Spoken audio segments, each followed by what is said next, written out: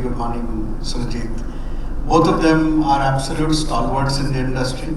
We all know them, very well known faces, very respected names. They don't need any introduction. So welcome both of you. Thank you for being here. It's going to be an absolute power panel, as W.Media calls it. This is a CEO Speak panel, and we will make the best of it to hear their views. Both of you sitting at the apex positions of your respective organizations, where you have a bird's eye view. I also know that many times you choose to zoom in and take a closer look of things. Sometimes you take a bird's eye view and look at a larger picture, wider picture. So we would like to know from your minds. One is, I would go little bird's eye view to start with. CB, you bring in a great flavor because you worked in the US, you lived in the US for I think over a decade, and you're very recently back in India. So that's one very unique aspect that I would like to talk about. And Surajit, you have been here for about 2 decades in the industry. So how do you, Surajit, see India today as an economy, and more particularly in the field of data center? What has changed in last 10 years, and what do you see changing in the next few years? One. And CB, when you saw India from the US, let's say 7, 8, 10 years ago, and when you come here now and experience it yourself, what's the flavor you see? What would you like to talk about it? I go first. Okay. Thank you. Good morning all, and thank you, Sandeep, to see you on the other side of the table. It's always heartening to see that industry colleague, And I think to start the session in the morning, I think a very relevant question, I must say. I think we are in the cusp of a digital revolution. I think you represent also an organization which is a market leader in this space. And you being from a technology background, you can understand where we are heading to. I think India has seen a fantabulous growth in the last 5 to 7 years, and specifically post-COVID. I think this ramp up is being seen largely because of the digitization push. And we heard Mr. Nair talking of the various initiatives, the industry getting the status of infrastructure in the budget, helping investors to come in, look at capacities built up. New markets have opened up. The end user view towards this asset class has also changed. And I think that's a very big testimony of the fact that India is now ready to, scale up and compete with the rest of the world. Incidentally, I was just reading some figures, CB. India has touched, or rather going to touch, the 1 gigawatt mark in terms of supply. And to the likes of China and Australia, I think a big round of applause. This shows the potential where we are heading to. Whether all the states today are equally participating. So, with this kind of environment getting created, I think now the next 5 to 10 years looks very buoyant. I've always been a little hard on talking straight. The challenges will remain on the ground. I think that's where industry bodies like W.Media, associations like CII, ASSOCHAM, they all have to work together to ensure that how as a country we develop fast, and we become very relevant to the potential customers in the process. And not only that, I think back internally we are also relevant and important to the investors, from an organization perspective, because this is a new asset class which is taking shape. There are a lot of talent today, and the talent is getting recognized. And I think CB joining this asset class is also a testimony that it needs to have now a little outside view in terms of the ramp-up plan. I mean, we have been in the industry for 2 decades. Somewhere you've been a stalwart yourself. We have seen how the process has taken. But I think an outside view, and we'll good to hear CB on this, to see where we are moving to. What are the challenges in front of us? How do we mitigate those challenges? And scale up as an organization for each one of us. Thank you. So all excited, Surajit? Sorry? All excited, I said, for future? Pretty much, I would say, but Sandeep is very dynamic. And I was just talking in the morning to somebody. We have Chatterjee sitting here, very veteran in the industry. Today still it takes about 18 to 24 months to build a data center. By the time you go live, the end user tends to change the configuration. So I think with this as the backbone, I think you have to be very, very flexible. You have to be up to date on technologies. You have to very nimble. You have to ensure that your design are able to manage all those. It's a challenge. It's always work in progress, I would say. But I think the next till 2030, the vision looks very clear. And I'm talking not only from a CapitaLand group perspective and from an industry perspective. Very heartening also to see that now global players are there who bring in a lot of technology, who bring in a lot of collaborativeness, which is helping the industry to scale the way it intends to. Absolutely. Over to you, Sandeep. Hey, thank you, Sandeep.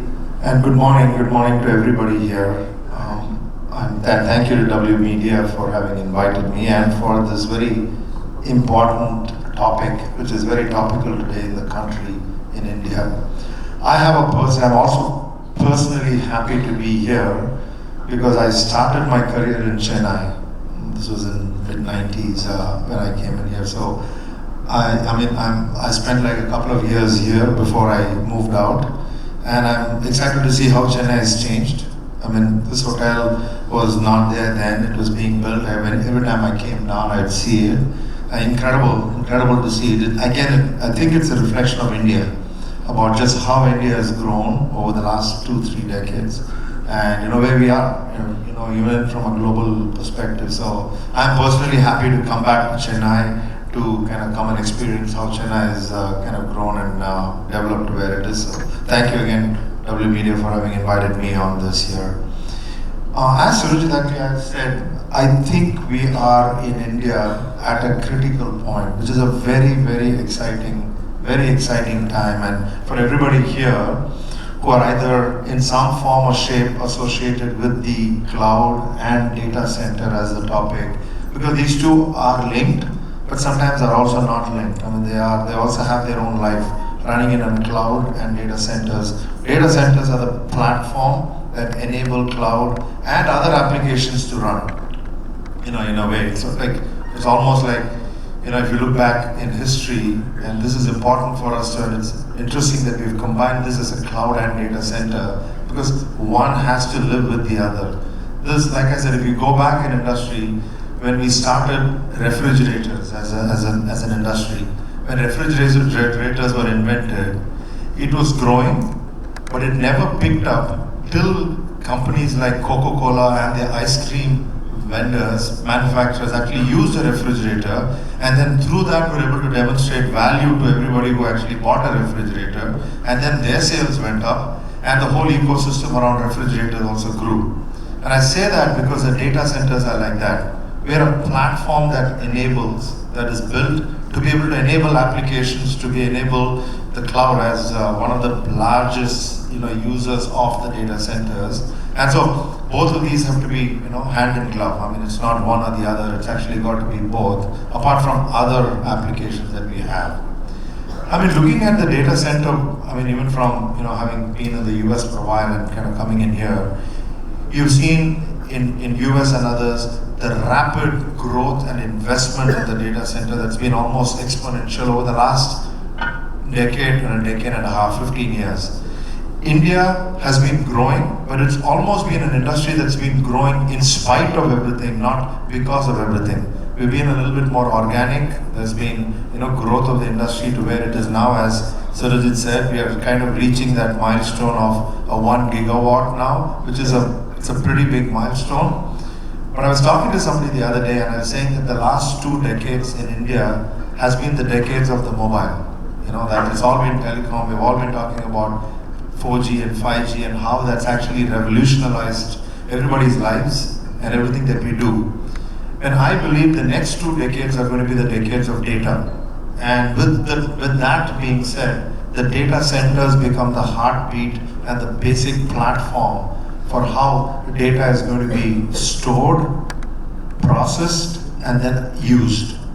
So those become the place where it ends up becoming. And that's also why it's very exciting. It's very exciting for India, for what it's going to be in. We are almost kind of now tracking in globally in from some of the most developed countries. We have a great opportunity to actually be part of that and actually in lots of sense overtake. To your point, I think there was another report that said that in the next year, we are actually going to be building more than any of the other countries in Asia. Whether it's Japan, Singapore, Australia, or any other country, India is going to be building more capacity and going to become the largest market in Asia. I say this because I think even for everybody here, there's a huge opportunity. And for anybody who's considering being part of this industry, I think this is a time. I mean, this is a time for people to find whichever way they want to be in, either in the data center space itself and or to be able to be associated with the cloud and or any other element that is there. So excited for what India represents, and equally with that what Chennai and Tamil Nadu actually lands up being able to represent. Great, brilliant perspective. Thank you. So, taking up some clues from your side, from what you spoke, and keeping in mind the topic of the panel, which is like planning a data center over its life cycle. And as you both choose, you can bring in either the technology side or the construction or the operation cycle or the business cycle. But typically a data center life cycle is, if you look at from core and shell, it is 40 years. If you look at MEP, it is 15 years. If you look at IT infrastructure, it is 4 years. So what's the life cycle of a data center, and how do you see business? Because on one side we say it is changing a lot. When there is a constant change, your horizon to be able to plan anything becomes shorter because the change is continuous so fast. So on one side we have an asset which has, as I said, 40, 15 and 4-year kind of life cycles within it. And you have a business which is continuously challenging, redefining. The customers are asking you different things. So how do you see this paradox actually? Yeah, I think it's a great question, and a question that is not unique only to the data center industry, but it is. But in other industries also, I think change, especially when a government or when a country is actually going through such rapid digitization, we are going to see this in a big way. We're going to see this in everything that we're doing, in every element that we are actually engaged with or getting exposed to in our daily working life, and or even in our other parts of our life. We're going to keep seeing this change. But when it comes down very specifically to data centers, yes, this is an industry that we are catching this industry now when we are almost at an intersection of some of the most profound changes that are happening.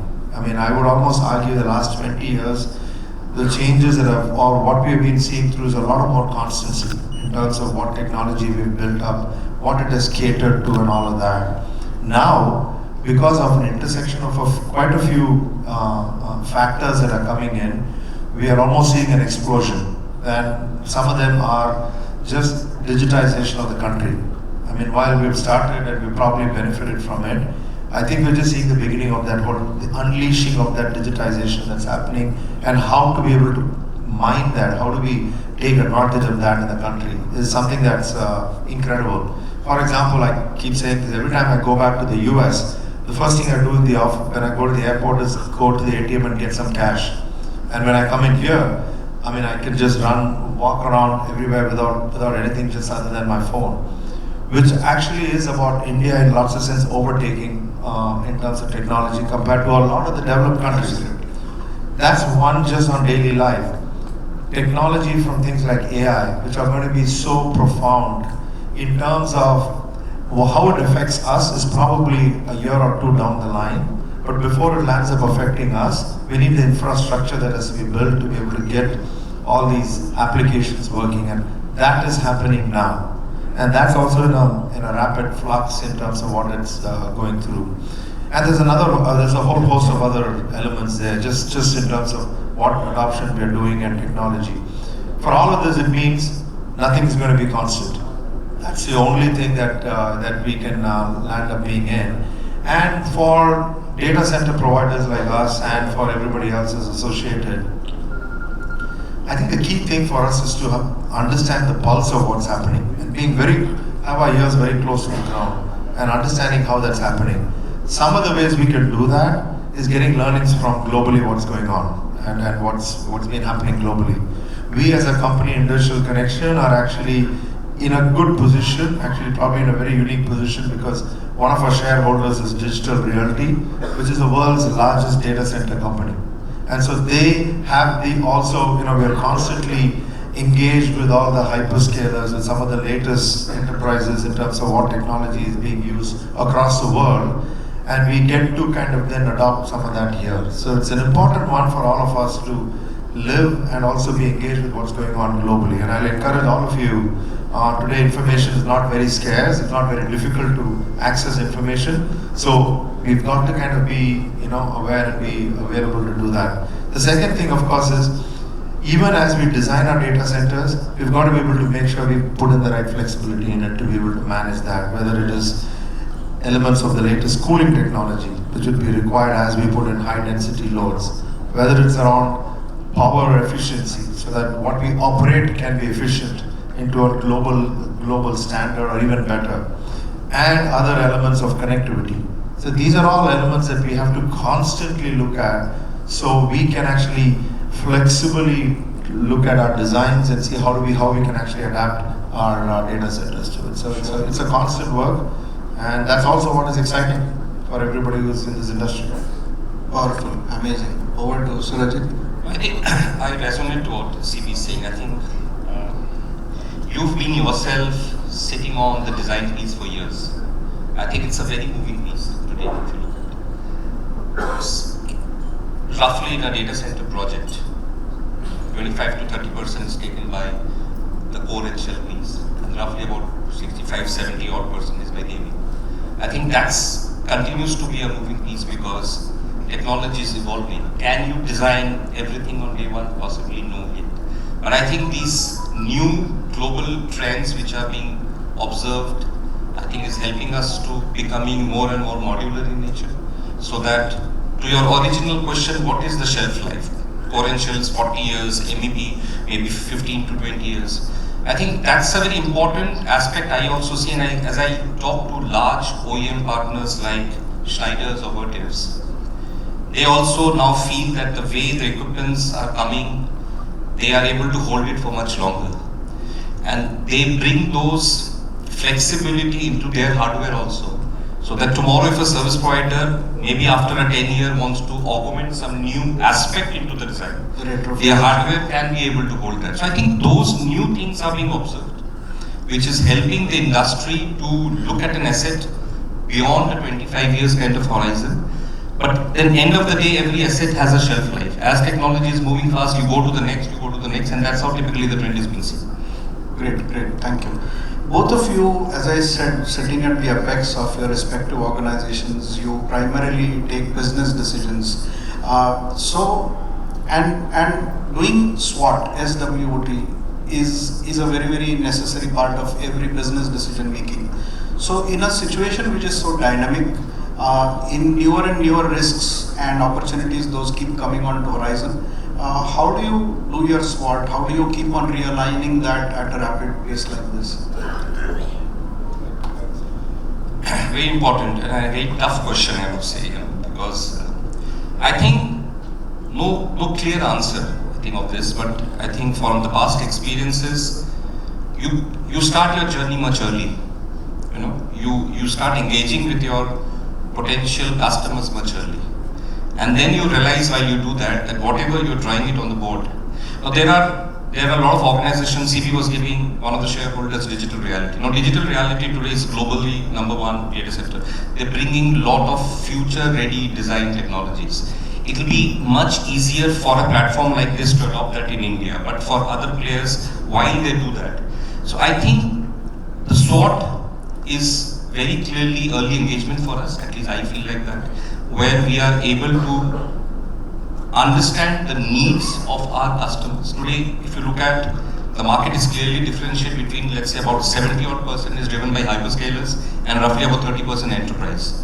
Both of them are growing and growing at a very rapid pace. So I think as more and more you do deep engagement, you understand the kind of needs they have. One could be more of a standard industry operations, one could be very built to suit. If there is a build-to-suit environment, you should be ready to cater to those, understanding the needs and built into your design. So I think that could be one very important way to look at it. No, I completely agree, Surajit. It is, as you said, having your ears to the ground and talking to your primary customers in a way, and making sure you understand what they are looking for, which is, I think, very important. And the other one is also talking to the industry. I mean, forums like these, that W.Media and other industries that actually encourage us to engage, I think gives us a good way to have a dialogue with everybody and understand from each other, in terms of what's going on and how do we look at it and drive, and how do we kind of set ourselves up for what we need to manage and drive. And I think the other probably element is that we all also need to be looking at what the end customer, what application, what is it that our enterprises are trying to solve for. That's very important in a way. The opportunity is there when you look at it here. I mean, I think I read somewhere that India generates probably 20% of the global data that's around here, but we have less than 3 or 4% of the data centers that process that. So when you look at stats like that, there's a huge opportunity. So you can almost look at it and say, yeah, in your SWOT, when you look at it as an opportunity, that is there. And you've got everyone has to play to what their strengths are. But the element that we need to look at is also from your previous question is around how do you be flexible? Because things are changing so rapidly. So we've got to make sure that there is an element to cater to it, but we cater with the right solution at the right time. And that's why there's got to be a constant dialogue, constant looking at feedback, looking at what's going on globally, having your designs that can be flexible to be able to be adapted and work from there. Right. Just to add, I think a very interesting phenomenon is also being observed, at least I was doing that. I think the customers expect now the service providers to be more transparent. I think when you approach with that intent, the customers also invites your preferred OEMs, and there is a collective discussion into what you are building, how it can be more closer to their need, and how can journey be better. I think that environment for us is extremely helpful, because then we know what we are looking at is what actually customer is also planning. So we bring the design into their requirement, supported by the OEM fraternity, and then look at a horizon of next 15 to 20 years to run that. Absolutely. So is it in a way that you have to almost move to the side of the customer, work with them as partners rather than being on the opposite side, be their advisor? Is that what you're saying? Actually, we are in the middle, moving both ways, honestly speaking, because it's also important to understand what is the customer's vision for the next 5 to 10 years. And if you are not able to fit into that, I think that becomes a challenge for you. Will every opportunity we will be able to, might not, but I think that's the intent you should. Agree. I agree. I mean, we've got to be with the customer and figure out. And also, you almost got to take a leadership position and or direct and lead and also recommend for the customers what they would need. And we should never even assume that every customer who's either a cloud player or an enterprise knows exactly what they need. So that's where, expertise from collective expertise of what's happened around and others, we have to almost push them to it. I've seen quite a few places where the conversation from an enterprise, from a sustainability perspective, they talk about wanting to be carbon neutral by a specific time. But they when come and talk to the data center providers, they put such high kind of demands on how they want to operate their data centers and all of that. So it's incumbent on us to be able to kind of talk to them and say, I think there's a better way to do this, and almost kind of guide them towards how to drive that. So it is about working with the customer, and also trying to kind of help them and help them in their journey, because they are also going through a time of pretty uncertain areas now. Great views. I would first take a check on time. How much time do we have?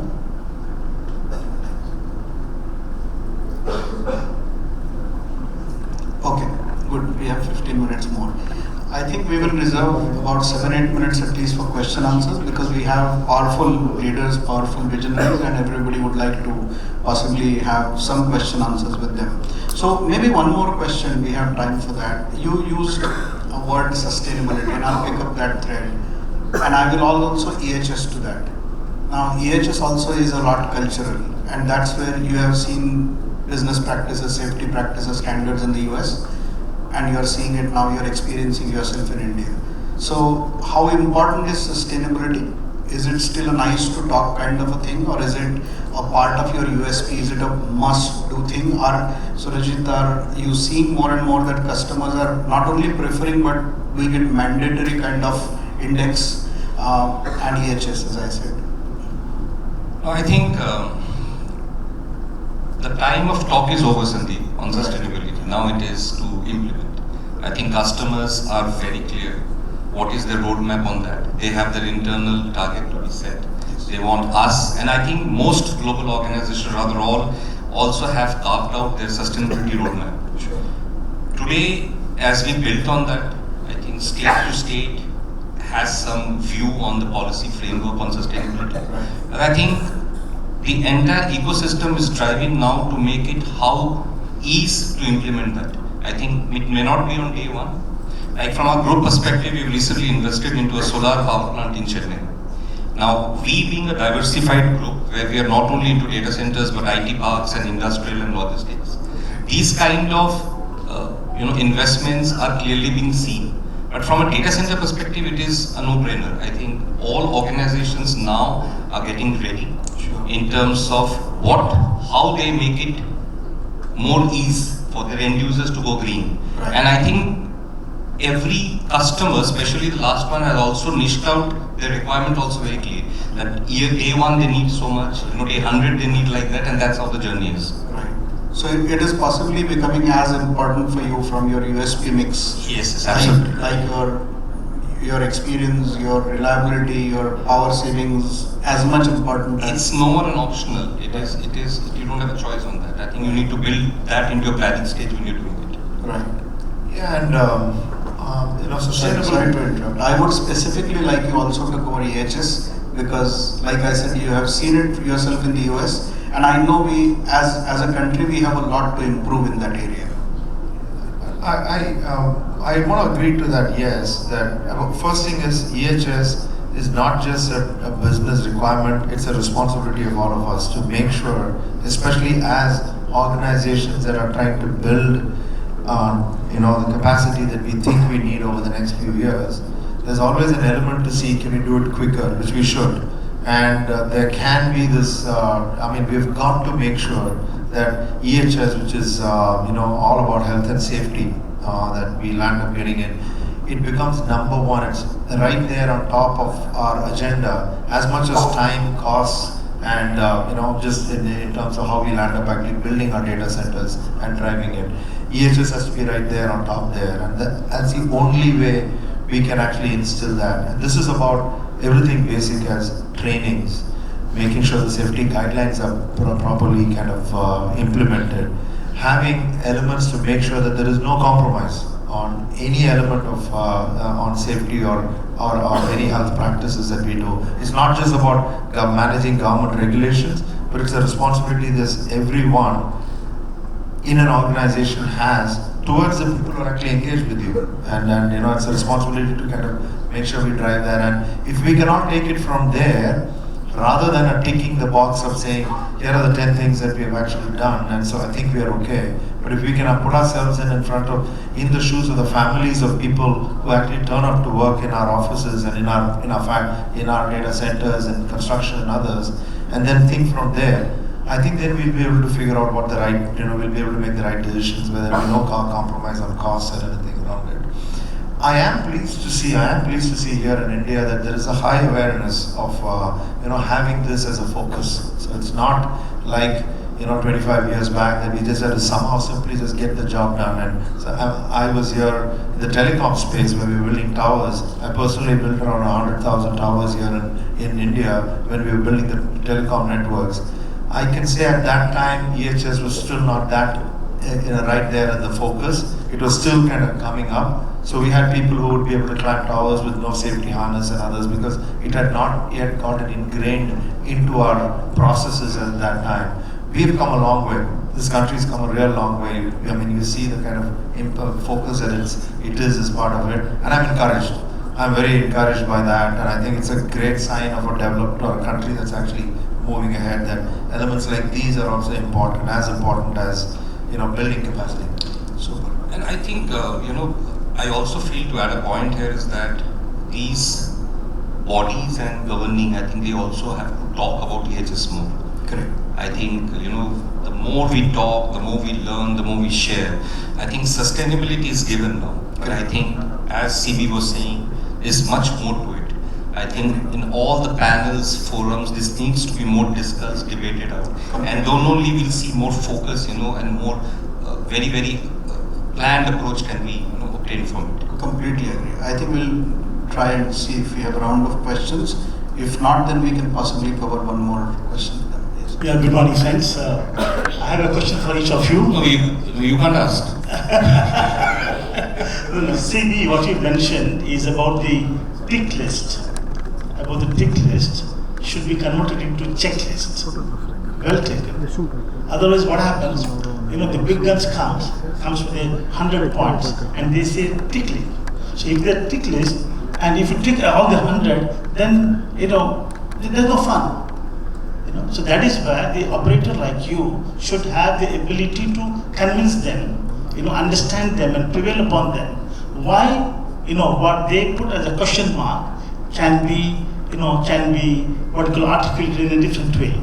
So it is no more a tick list, it should be a checklist. Coming to Surajit, you mentioned about friend, it is, I would like to add, in addition to EHS, Q also. It is a quality, environment, health and safety. Very important. QHSE. And then it is no more talking or a statement. It is no more a marketing jargon. We must walk the talk. Yes. We must walk the talk, and this is our this is our duty. So we must work on that. Everybody's duty. On the sustainability.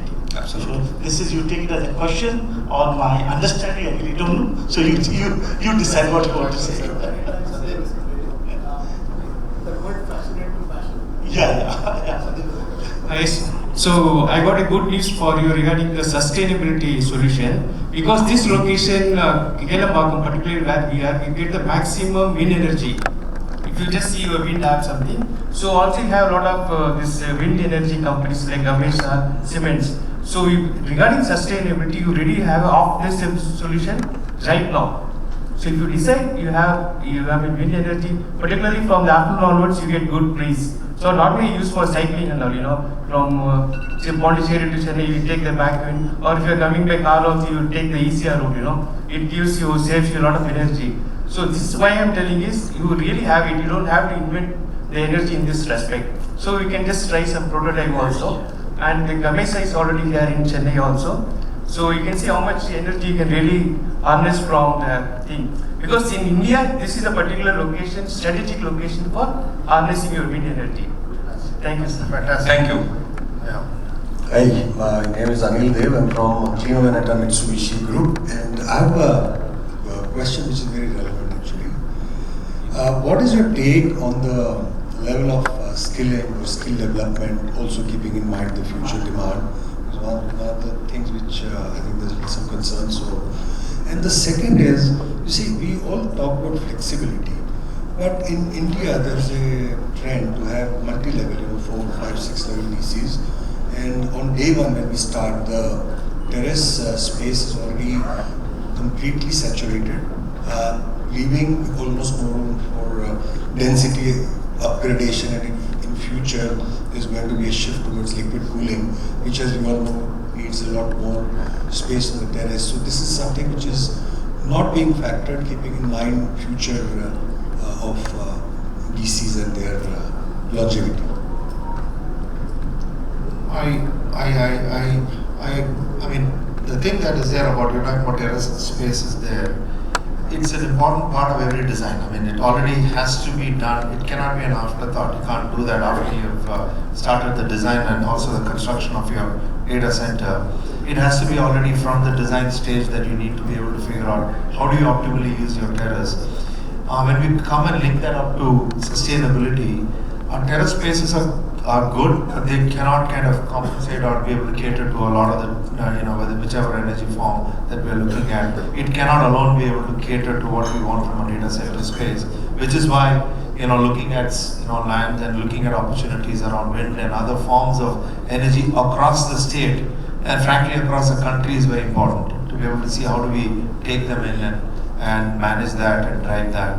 I'm encouraged by the amount of investments going on in the sustainability side and renewable energy space that's happening in India.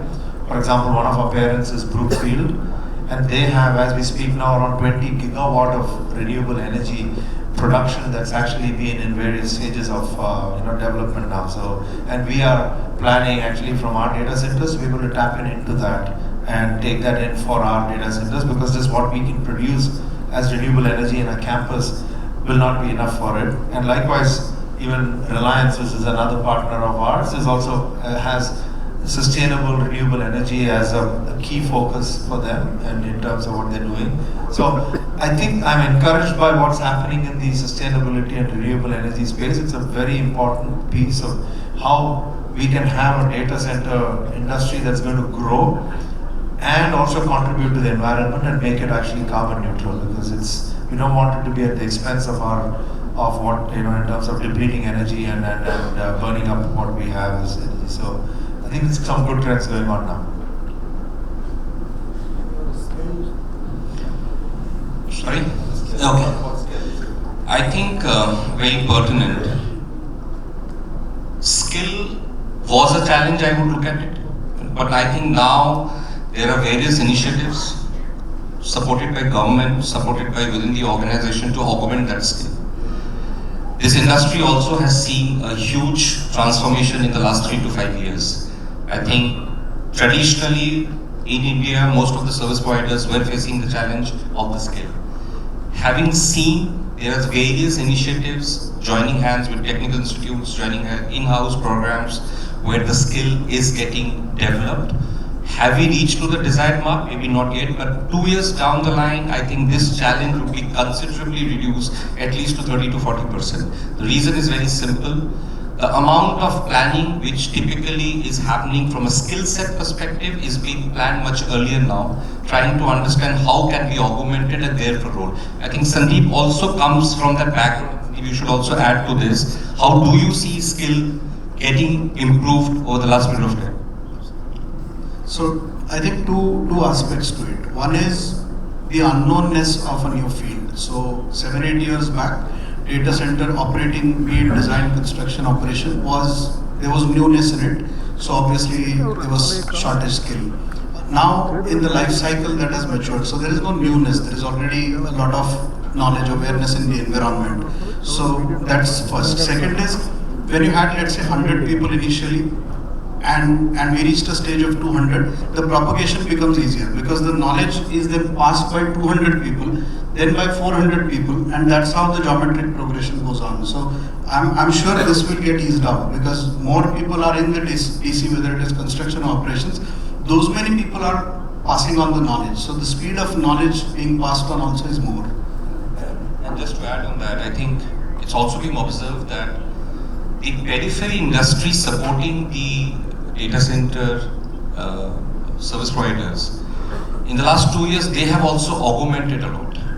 So I think when you look at their skill set now, they have also ensured that they are able to hire talent at the right way, so that when we want to outsource a certain scope of work, we see the right talent being taken care of. So I think it's a combination of both, which actually is working. Thank you.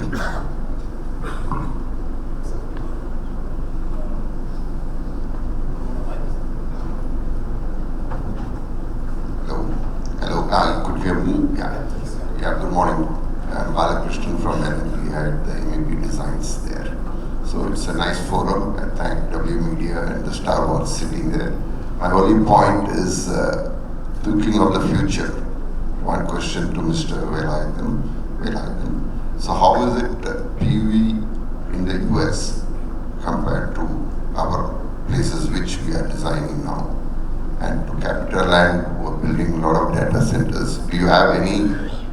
benchmark for the future? What should be your PUE?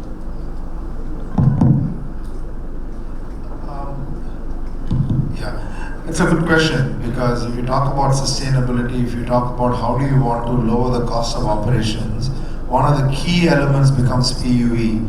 And for people who are not familiar with PUE, it's the power utilization effectiveness of a data center. It's about how much input power you're taking compared to what it takes to operate that data center, to be able to provide the services for your clients in that data center. So if it's equal to it, or the lower it is, it's better, because then it's more efficient, from a design perspective.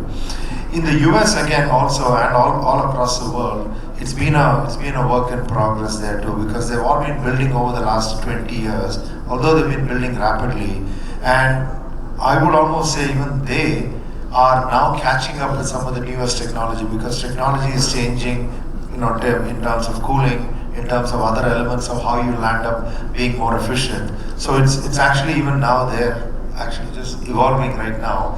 And India actually has the opportunity, as we speak now, to be not only equal but to even overtake and be an industry leading, providing examples of what the best practice is here that we can actually take back to the US and do it. For example, our data center in Chennai, which we just launched in January, I want to believe has probably got some of the best PUEs in the country today, which is less than 1.4. I mean, which is some of those standard for a co-location site that lands up becoming really industry leading. So I think it's just a reflection of the ability for India to be able to attract the best technology, deploy it, and also use that. So I'm actually pretty encouraged by it. Obviously, if you're able to build a data center on a specific design, as I think Surajit talked about some build-to-suit designs that you can do, then you can even make it very, very, very, even less than that, because you're building into one specific application or one customer. But then it does not provide flexibility. So when you're building these general purpose data centers, you've got to see how you can be very efficient. And so I think it's a great... I think currently the trend is seen around 1.4, 1.5, we're hovering around. Was the aspiration? So here comes the technical, he says 1, all right? I think the first ladder to achieve this milestone is 1.2. We are also very tropical country by climate, and so we also experience. So I think a lot of work in progress, a lot of design will benefit into that. But I think the journey has started. I can also foresee a year down the line, as customers are becoming more and more demanding. Demanding is the wrong word. I think their needs upfront. They will start putting the minimum PUE requirement also. So I think industry will move towards that direction. Yes, we have started. We have reached also. I think, as CP said, their facility is able to see around 1.4, which is very good achievement, But I think constant improvement will be seen. Technologies are getting adopted, flexible modules are getting adopted, ensuring that how we can reach to that milestone. Thank you.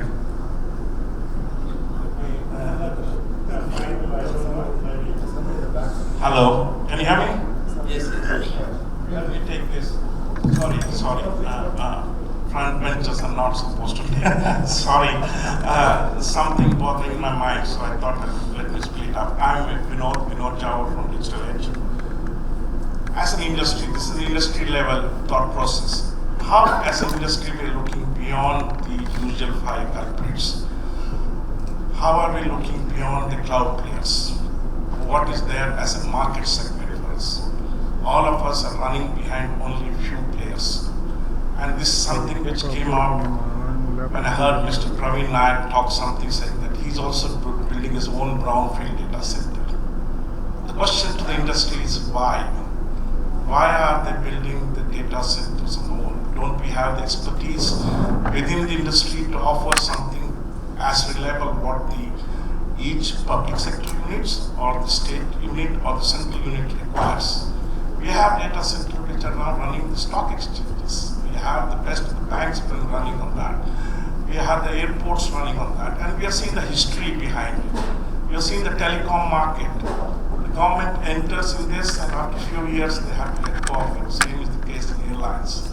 So as an industry, why are we not approaching this big market capacity availability?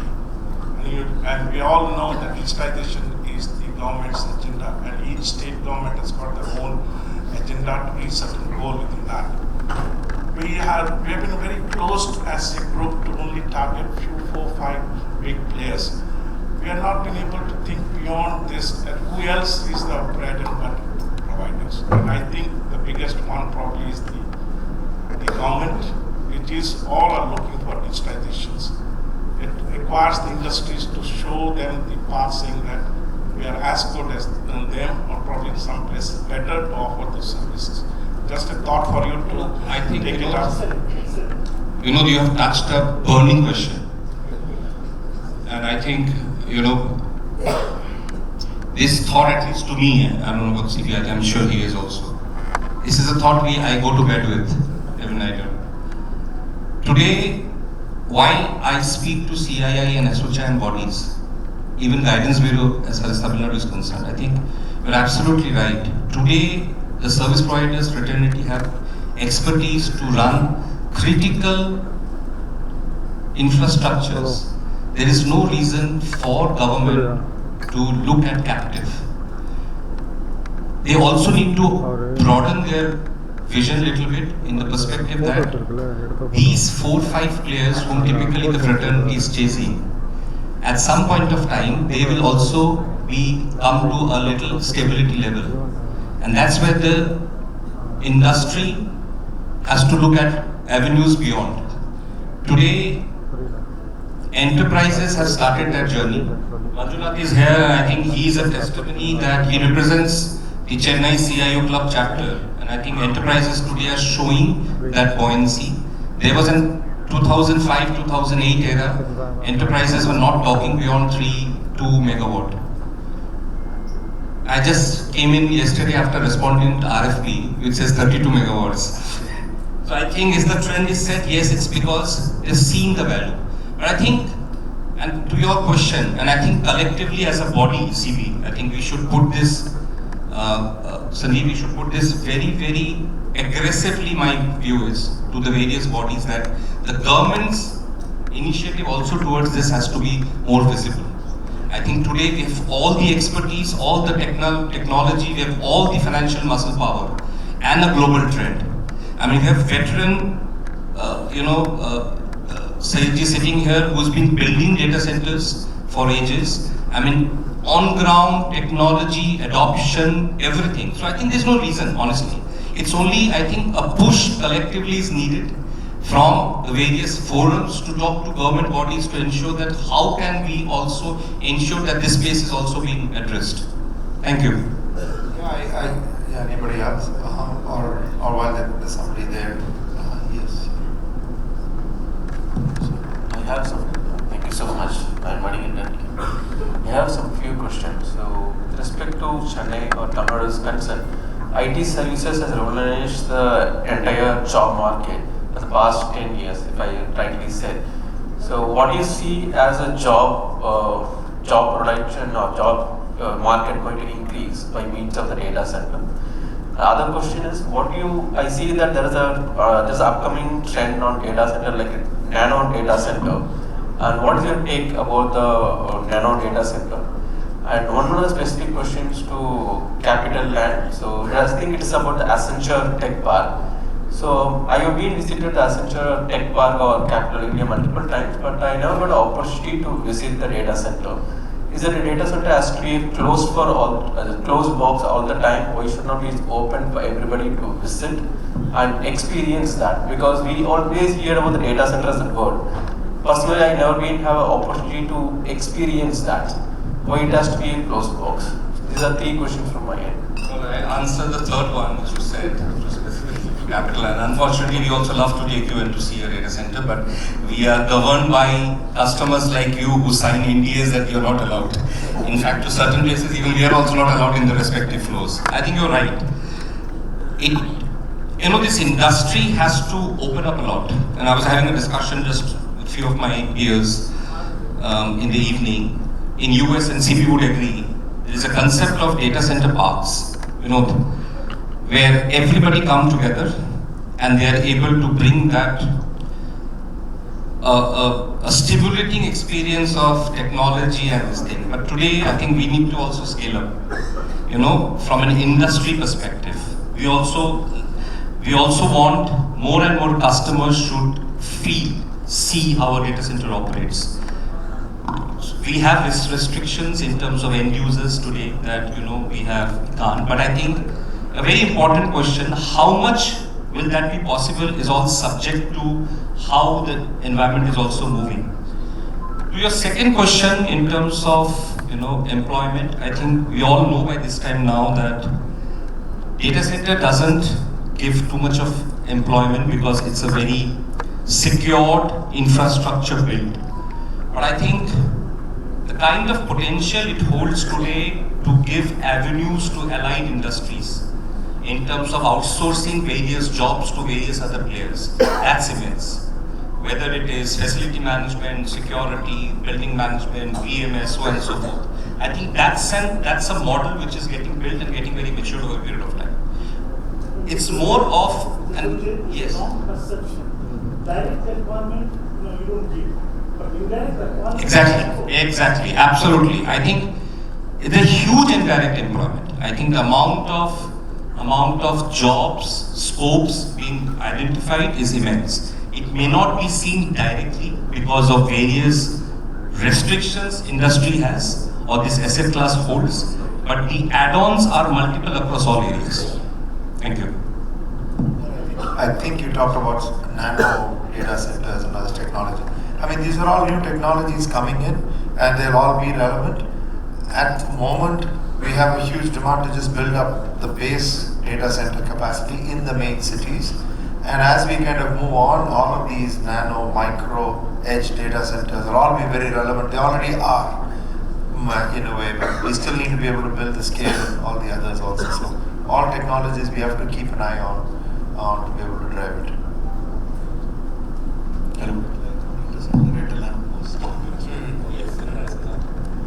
Excuse me. Sorry.